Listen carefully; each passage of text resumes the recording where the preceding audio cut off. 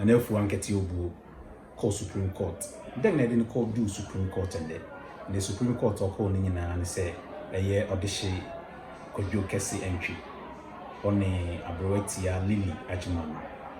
Privy what one call High Court. Shem Rassi, no will be a mayor no so your hene.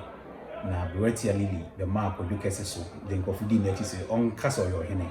It's got also castle your hene, and it is High Court to afford you Jane content so a boom rassle. And Mark or Ducasse ne Auntie Lily, or call High Court could 2 hour fine, or fine you be a 10,000 Ghana cedi.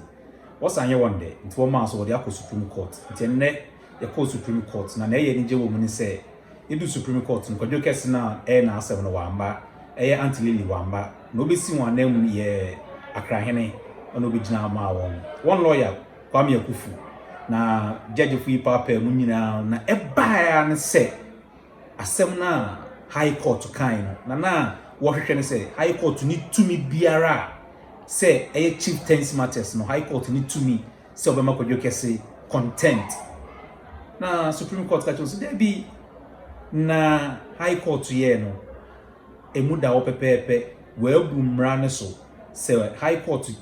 contempt no man no enwa na Supreme Court nso eja atum say you High Court won kwan say o man contempt intino ogutu share contempt na say o man ye mfini so enu kra ansa ma Supreme Court fo no bu won fo no sanka chos o ma say Akuapem mia na nempehini aso na hene o ma say won bre inti eje won fine inti lawyer and say sorry ka so beje 100,000 Ghana cedi na lawyer Kwame Akufu sorry pa che so sre papa edi akoye kroba kwa asem akoye fi asem akoye busuan ba kwa asem intino se be ya want also mra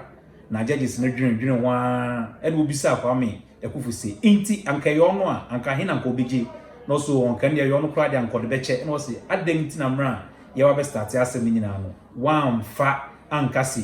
mi senior lawyer sa asem yi se ebutia wa merenje wo fine bia e na osrewe na judges na ka che se there bi e wo mra mu se ubedi for wa ha was say one break. If so unim say the Supreme na High Court to kind no you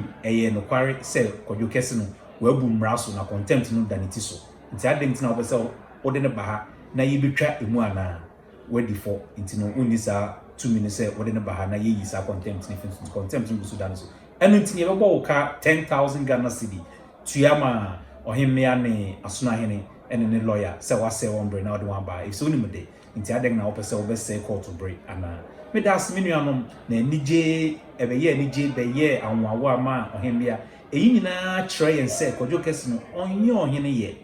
de bia ye ka embramu na de egusu nam ye ma amani mu ye embramu ni kra no content da wo so a eye deng na ofre wo ohene minua madamfo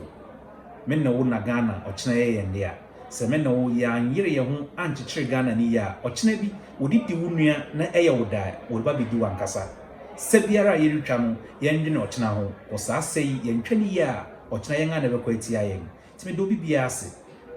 ase se mwanya abotere na mugusuro twen se no kware bededi na nye police ana tumi bi especially a government powers na bi jawo chibe bria o chebe sa government ni ho a oni ema san basa na yimpo de Supreme Court akyerɛ sɛ you nokware yɛ baako pɛ nokware wodan na ɛnyɛ yie saa na amane yɛ baako pɛ amane wodan na ɛnyɛ yie timi do bibia ase ne yɛsrɛ mu nyina nse yɛnya somdwe biako yɛ ɔdɔ ne yɛmfa nokware yɛ adwuma mo yɛ ngogino bi akyi 2020 MC nyina yɛ nim asɛm emra ɛyɛ na obo obi atie mu court ka kyerɛ ne sɛ ɔmma ne ho so sɛ ɔyɛ ɔhene ɔnkogina bi anka sɛ ɔyɛ ɔhene odi mmara so na den enti na yɛnua kɔdwo kɛse de ɔmpɛ so odi mmara so ɛyɛ yaw wɔde yaw na wankasa ho a onyayo faye nti ɛbɛsrɛ sɛ na abayi yɛnyina bɛhwɛ na edi akyi a ɛreba nti sɛ nda me na wɔreka sɛ edi kɔdwo kɛse no content no busukura no sɛ ɔmfrɛ no ɔhene ɔnyɛ ne ho sɛ ɔhene